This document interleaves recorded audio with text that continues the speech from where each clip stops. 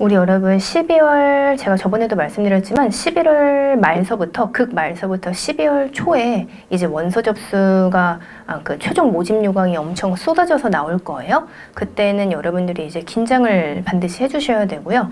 제가 원서 접수 때 애들이 하도 학교들을 한 번씩 놓치는 경우들을 많이 봐가지고 염려가 돼서 하나만 좀 말씀을 드리면 원서 접수가 여러 학교가 엄청 겹치잖아요. 그래서 그런가 애들이 겹칠 때 어떤 특정 학교 한두 개들을 막 잡고 까먹고 못 써. 체크를 해놨다가도 그 체크한 기간이 지났는지도 이미 하루 이틀 있다가 하려고 들어갔더니 막 마감이고 막 이런 거 여러분들이 느끼기엔 꼭 말도 안 되는 거 아닐까 막 이러잖아요. 근데 진짜 한꺼번에 엄청 겹치고 수업도 하는데 막 원서 상담도 하고 접수도 하고 막 경쟁률 여러분들이 넣은 학교에 있으면은 그거 되게 의미가 없긴 하지만 계속 실시간으로 경쟁률 확인에 막 5만 가지 것들을 막 한꺼번에 하려고 하다 보니까 이제 원서 접수를 하는 기간에 학교들을 막 놓치고 막 그러던데 그게 사실 제일 아깝잖아요. 그쵸? 쓰고 싶은 학교를 못 쓰는 것만큼 가장 아까운 게 없으니까.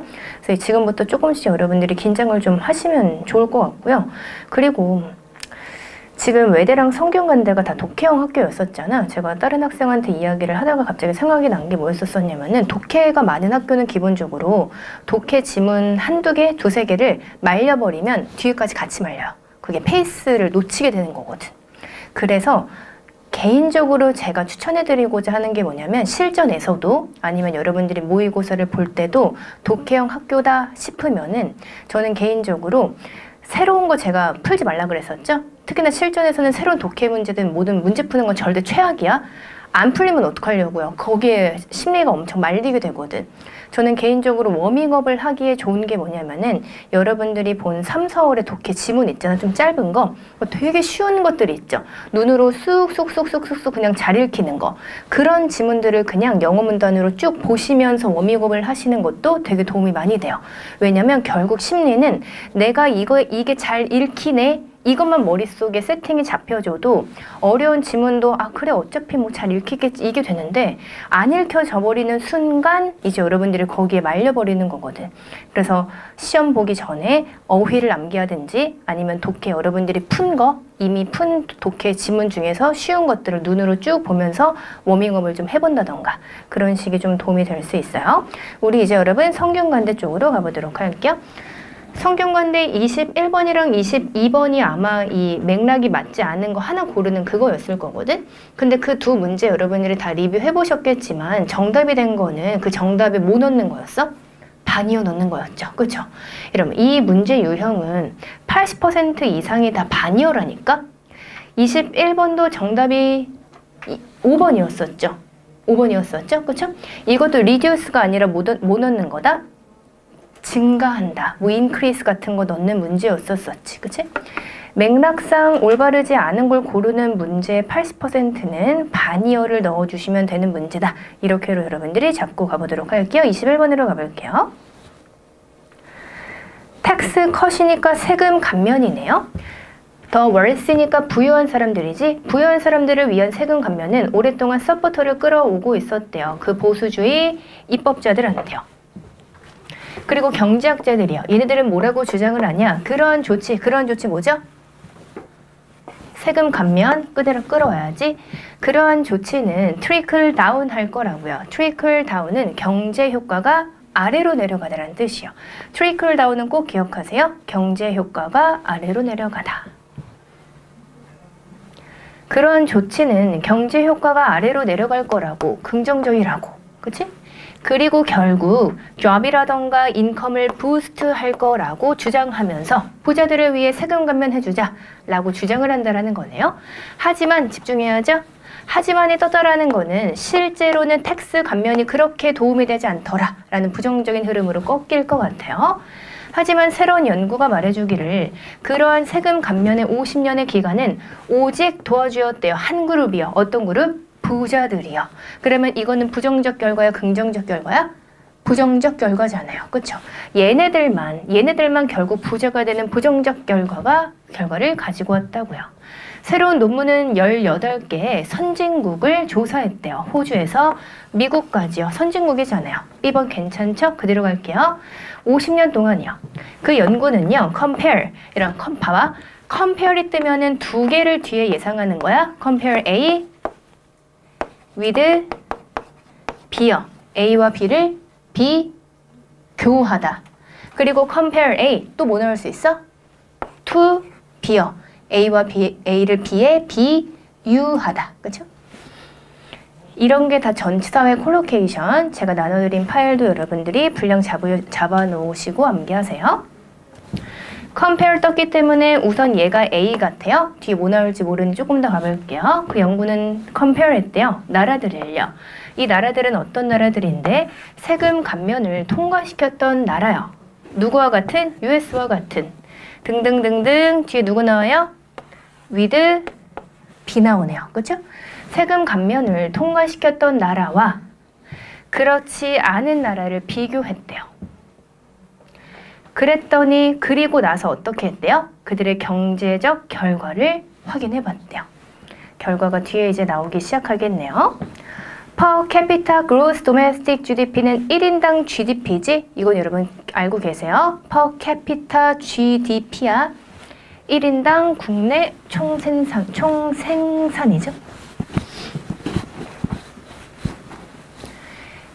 1인당 GDP와 실업률이 거의 동일했었대요. 5년 후에요. 이 나라는 어떤 나라인데 텍스를 슬래시 했던 나라예요. 슬래시는 줄이다죠. 줄이다. 부자 나라에서 세금을 줄였던 그 나라요. 그리고 그렇지 않았던 나라요. 둘이 비슷했었대. 하지만 그 분석은 발견했는데요. 하나의 큰 변화를 발견했대요. 부자 사람들의 그 수입이 훨씬 더 증가했다라는 거야. 나라에서요. 어떤 나라? 텍스의 그 비율이 낮았었던 그 나라에서 더 증가했다. 그러면 여러분 여기 D번에 lowered 어때?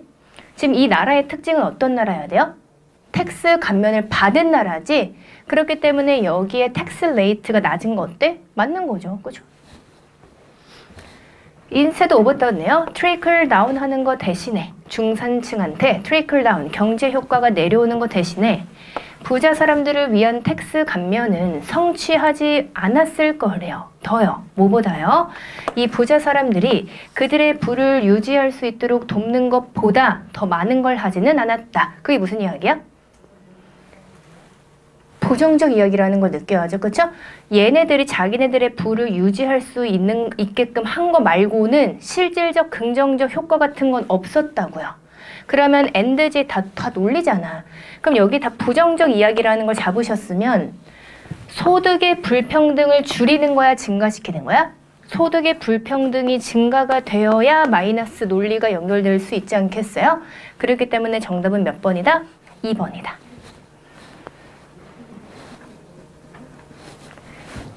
21번 같은 문제 유형은 기본적으로 중요 내용을 끌고 내려오는 개념이야. 빈칸 주변에서, 이 밑줄 주변에서만 푸시는 게 아니라 이 지문에서는 however를 중심으로 실제로 텍스 컷은 도움이 되지 않더라 라는 부정적인 흐름을 끌고 내려오셨으면 앞에 and를 중심으로 이 이야기가 무슨 이야기인지 몰랐어도 소득의 불평등은 줄어드는 게 아니라 올라간다라고 됐었어야 됐다고요. 그죠?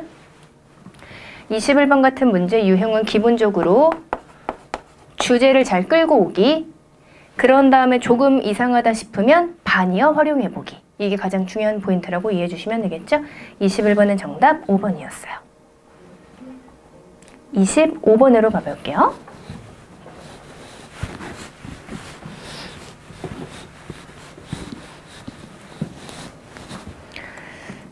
25번은 여러분 밑줄 친 this evaluation, 이 평가가 의미하는 게 뭔지를 묻고 있는 게 25번이네요. 첫 번째 문제 가볼게요. 중국은 동의하지 않는데요. 이 평가에 동의하지 않는데요. 중국은 요구하고 있대요. call for, 요구하다죠. 중국은 요구하고 있대요. 뭐 하자고요? 끝내자고요. 헤게모니즘을 끝내자고요. 헤게모니즘이라는 게 뭐냐면 중국과 러시아의 코드워드래요. 코드워드는 여러분 암호 표현이거든. 그러니까 자기네들끼리 쓰는 암호 표현 같은 거. 세계의 지배를 나타내는 암호 표현이래요.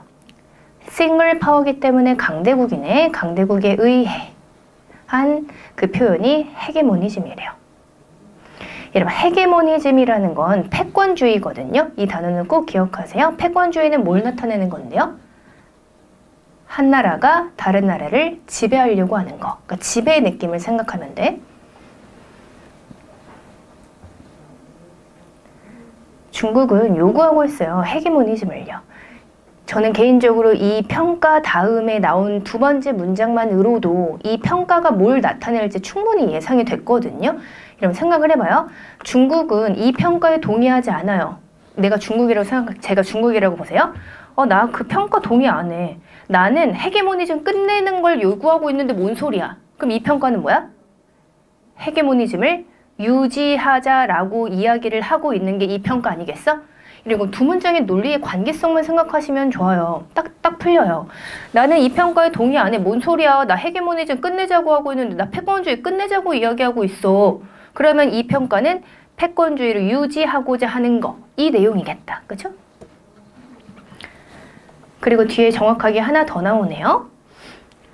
분명히 중국은 끝내자고 하지만 모든 사인은 대절이래요. 중국이 자리 잡고 있다고요. 자기네들이 다음에 Great 헤게몬이 될 거라는 걸. 헤게몬은 패권국이죠. 그죠? 그러면 this evaluation은 지금 제가 하이라이트한 내용을 그대로 그냥 또 활용해도 되겠다. 이 평가는 뭐야? 중국이 다음 헤게몬이 될 거라는 평가. 아래 내용 빠르게 읽을게요. 중국은 끌어들이고 있대요. 나라들을요. 여기 나라, 저기 나라, 여기 나라들이요. 뭐라고 이야기하면서요. 이게 새로운 월드 오더야, 세계 질서야 라고 이야기를 하면서요. 그리고 그거는 put an end to 되게 많이 나오죠? 무엇을 끝내다 라는 뜻이네요. 중국이 이야기하고 있는 이 새로운 세계 질서라는 거는 건보트 디플로메시를 끝내게 될 거래요. 건보트 디플로메시는 무력 외교예요. 무력 외교. 그리고 신식민지주의. 그리고 헤게모니즘을 끝내게 될 새로운 세계 질서를 우리가 만들 거야 라고 하면서 나라들을 끌어들이고 있다는 거겠죠? 뒤에 이야기는 여러분 굳이 안 읽을게요. 여러분들이 충분히 푸실 수 있을 것 같아서 빈칸은 이 디시빌레이션은 반드시 이 패권주의, 자기네들이 강대국, 자기네들이 패권국이 될 거라는 이야기가 들어가면 될 것 같아요. 정답 그래서 몇 번이에요? 3번이죠. 중국이 다음 슈퍼파워, 강대국이 될 거다. 25번은 제가 하이라이트한 이 포인트를 그대로 빈칸에 넣어주시면 된다고 보시면 되겠죠? 여기에, 그치? 필기본 열어보세요. 필기본.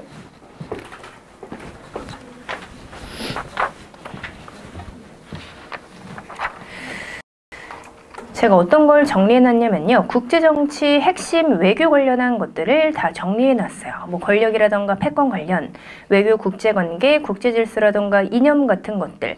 3번에 여러분 제국주의, 식민주의, 신식민주의 뭐 등등등등 적어놨죠.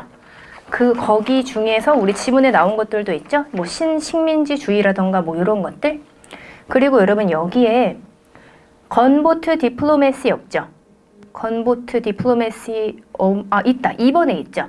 2번에 건보트 디플로메시 무력 외교 있죠.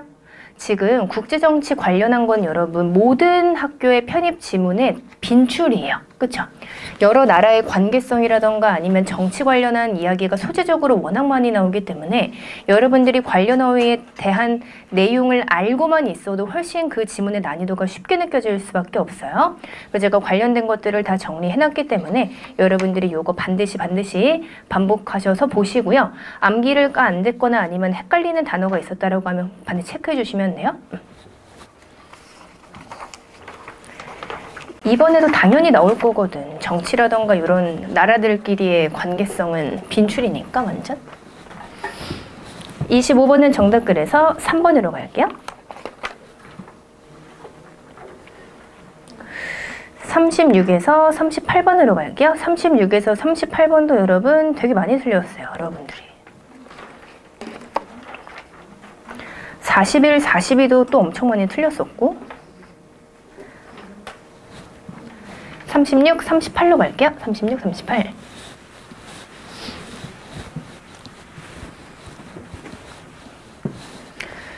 그럼 36, 38은 감시자본주의에 대한 내용이었었거든? 이런 감시자본주의 혹시 논리 지문 풀 때 감시자본주의 나온 적 있었어, 없었어?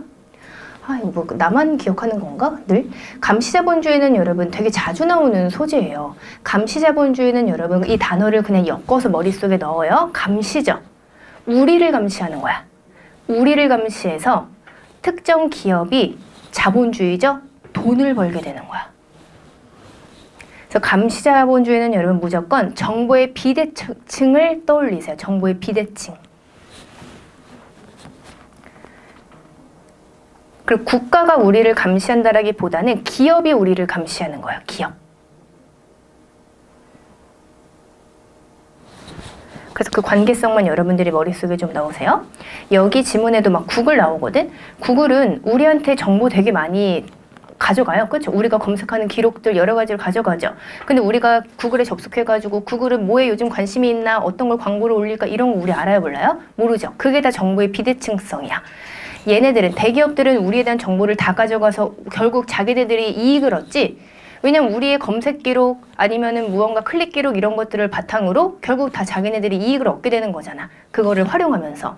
근데 우리는 그들한테 얻을 수 있는 게 아무것도 없다는 거야. 거기에 관련한 내용이라고 보시면 돼요. 감시 자본주의는 여러분 진짜 많이 나오는 소재이기 때문에 꼭 기억하세요. 그래서 하나 더 추천, 여러분들이 기출문제 푸시면서 독해할 때 제가 지금 36, 38은 감시자본주의에 대한 이야기라고 말씀드렸었죠? 그럼 거기에 대한 키워드 같은 걸 좀 정리해놔. 아주 간단하게요. 왜냐면 여러분 한 번 그 소재가 나왔다라고 해서 다시 안 나온다는 보장 절대 없거든? 많이 나오는 건 원래 그냥 계속 한 해, 두 해 건너뛰면서 계속 반복돼요. 그럼 여러분들이 뭐에 관련한 이야기인지만 알고 있어도 사실 훨씬 쉽게 읽혀지는 건 당연한 거거든. 그래서 리뷰도 사실 꼼꼼하게 하려면 되게 잘 할 수 있어요. 독해 리뷰 같은 것들도. 키워드 같은 거 정리 이런 거.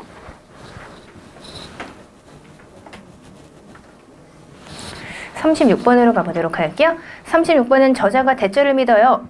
말 그대로 중심 내용을 넣으라는 것 같아요. 그렇죠? 중심 내용. 37번이요. 저자에 따르면 로비하는 거예요. 로비는 여러분 압력을 행사하다거든. 상업적인 감시를 끝내라고 압박하는 건 빈칸이래요. 이 내용도 여러분 당연히 나오겠죠? 상업적인 감시를 끝내라고 압박하는 거는 빈칸이에요. 38번이요. 블랭크 표현이네요. 블랭크. 문제 3개 같이 풀어보도록 할게요. 오늘 요거를 마지막으로 할게요. 사생활 침해는요. 예측 가능한 범위래요. 뭐에 대해서요? 사회적인 불평등에 대해서요. 하지만 그 사생활 감시는 그 혼자만의 문제가 아닌가 봐요. 이런 첫 번째 문장을 읽어봤더니 이해를 하시면서 좀 보세요. 사생활 침해라는 건 사회적 불평등의 예측 가능한 어떤 범위라고 나왔다라고 하는 거는 사회적 불평등으로 인해 나오는 결과물이 사회적 사생활 침해인 것 같아요. 그치? 그러면 사생활 침해는 부정적 결과네, 불평등으로 발생한 결과물이네. 그치? 근데 이거는 혼자서 존재하지 않는데요. 다른 문제랑 연결이 되어지나 봐요. 더 가볼게요. 사생활 침해는 어떠한 체계적인 결과물이래. 뭐에 대한? pathological이요. 이런 pathological은 병적인 뜻이거든요. 근데 비정상적인 이런 느낌으로 연결시켜야 훨씬 더 와닿아요. 비정상적인 분업이요. 지식의 분업이요. 이런 비정상적인에 큰 따옴표 되어 있지. 그럼 완전 지금 부정적으로 바라보겠다라는 거야. 사회에서요. 근데 그 사회는 어떤 사회인데? 감시 자본주의가 알고 결정하고 결정하는 걸 누가 결정할지를 결정하는 것도 결국 감시 자본주의가 자본주의의 그 사회라는 거죠. 그러면 사생활 침해라는 거는 그냥 우연히 발생한 게 아니라 이 사회에서 발생하고 있는 체계적인 결과로 발생되는 결과물인가 보다. 그죠? 더 가볼게요. 요구하는 거요. 사생활을요. 누구로부터요? 감시 자본주의자로부터 사생활을 요구하는 거. 또는 로비, 압박하는 거요. 상업적인 어떠한 감시를 끝내라고 로비하는 것은 묻는 거와 요청하는 거와 같대요. 헨리 포드한테 각각의 모델 T를 by hand, 수작업으로 만들어 달라고 하는 거랑 같은 거래요. 문제 풀어야 되겠다. 여기 37번 체크하셔야죠. 그죠? 여기 잠깐 끊을게요. 37번이 여기에서 그대로 나와서요. 여기 부분이잖아요. 그죠? 이러면 이거는 이해할 수 있어야 돼요. 선생님 저는 헨리 포드도 모르고 모델 T를 수작업으로 만들어 달라고 하는 거랑 이게 무슨 관계성인지 모르겠어요 라고 하실 수 있는데요. 위에 문장하고 흐름을 연결시켜야죠. 지금 감시 자본주의자들을 부정적으로 바라보고 있죠. 그래서 얘네들한테 사생활, 우리 사생활 유지시켜줘. 또는 인터넷상에서 상업적인 감시 끝내 라고 하는 게 이거랑 똑같은 거래. 그러면 지금 얘네들이 이미 이런 상황에서 우리가 우리 사생활 좀 보장해줘. 이거 감시 자본주의 좀 없애줘. 이렇게 하는 게 어떠한 건지를 묻고 있죠. 그쵸? 그러면 여기도 이게 무슨 이야기겠어? 말도 안 되는 거랑 똑같은 개념인 거겠죠. 그쵸? 그러면 37번의 정답 몇 번이다? 1번이다. 상상할 수 없는. 아빠 가하는 건 상상할 수 없죠. 왜? 이미 체계적인 결과야. 우리가 무언가를 저항할 수 있는 게 아니라는 거겠죠. 2번은 기밀의 이런 뜻이고 3번은 순차적인 4번은 설득력이 있는 5번은 달성할 수 있는 4번하고 5번은 여러분 둘 다 가능하다는 의미지 1번은 혼자 불가능하다는 의미 아니야? 그러면 선지분석만으로도 1번이 확률적으로 높겠다라고 여러분들이 보실 수 있겠네요. 헨리 포드는 여러분 자동차 회사잖아요. 그래서 어떤 특정 모델을 대량 생산으로 우리가 자동차 만들 때 여러분 하나하나 막 수작업으로 이게 아니라 막 대량으로 이렇게 만들잖아요. 근데 그거 하나하나 만들어줘 이거랑 똑같다라는 거 말도 안 된다라는 거지. 그치? 걔네들한테 우리의 사생활을 보장해달라고 이야기하는 건요. 그래서 여기에 at stake 위태롭다의 뜻이죠. 그쵸? 위태로운 게 있대요. 그게 뭔지가 나오겠네요. 감시 자본주의는요. 안티데모크래틱이래요. 반민주적이래요. 그러면 어떻게 체크해야 돼? 마이너스 뉘앙스 더 듬뿍 담아줘야겠죠. 그렇죠? 감시 자본주의는 반민주적이래요. 하지만 그 두드러진 힘은요. 국가에서 나오는 게 아니래요. 국가에서 나오는 게 아니래요. 역사만 봐도 알듯이요. 그 효과는요. 환원되어질 수 있거나 설명되어질 수 없대요. 기술이라던가 아니면 나쁜 의도로 설명되어질 수 있는 게 아니라 그러한 것들은 굉장히 지속적이고 예측 가능한 결과라는 거야. 뭐 내부적으로 일관되고 어떤 성공적인 축적의 로직으로요. 여러분 이게 무슨 이야기야? 앞에서 이야기한 거랑 계속 같은 이야기를 저는 하고 있다라고 생각을 했는데요. 특정 누군가의 나쁜 의도 때문인 게 아니라 그거는 계속해서 그렇게 지속적이고 일관적으로 계속 축적되어져 왔었던 논리 때문이야. 이런 거겠죠. 감시 자본주의는요. 우위를 차지하게 되었대요. 미국에서요. 어떤 상황 아래에서 어떤 상황? 상대적인 무법주의요. 그렇죠? 법이 없는 무법 상태에서 지배 상태에 이르게 되었대요. 그리고 그거는 유럽으로 퍼졌고요. 그리고 모든 지역에서 make inroad 하고 있대요. make inroad는 진출하다라는 뜻이요. 영향력을 행사하다.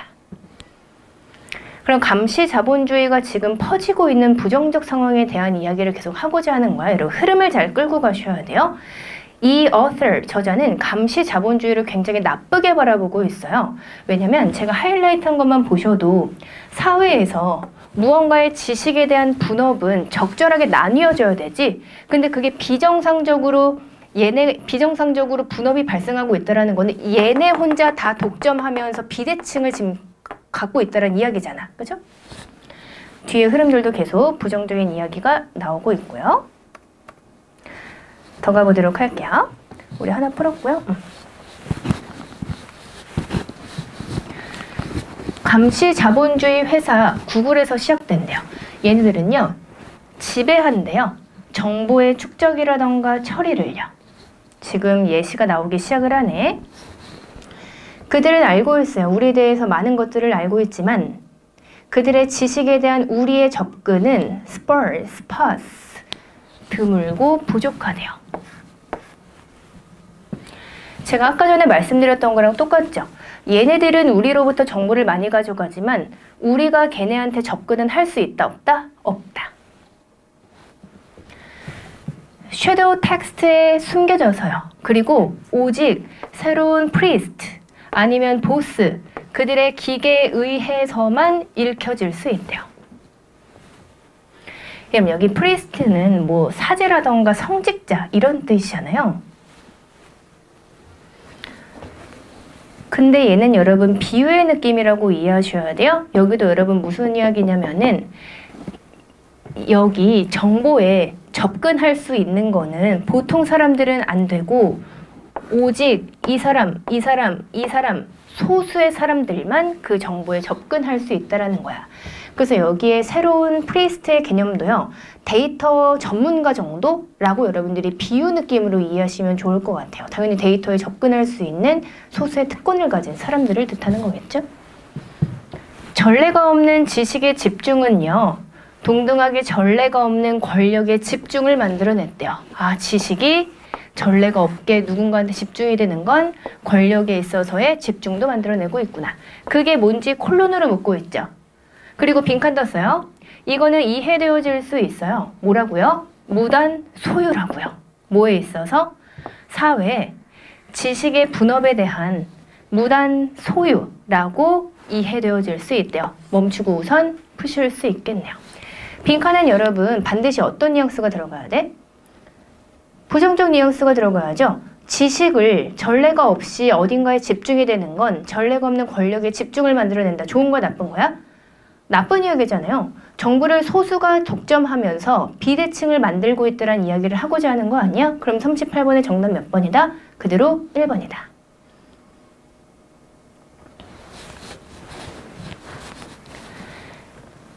마지막 문장만 읽어볼게요. 이것이 의미하는 게 뭐냐면요. 강력한 어떠한 이익 집단이 컨트롤을 하고 있대요. 사회 질서의 어떤 결정적 원리를요. 우리 시대에. 그건 뭐처럼이요?